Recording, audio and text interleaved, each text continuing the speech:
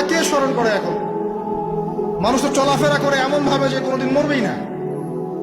কে স্মরণ করে? যে টেবিলের তল দিয়ে ঘুষ নিচ্ছে ও স্মরণ করে মৌতের কথা?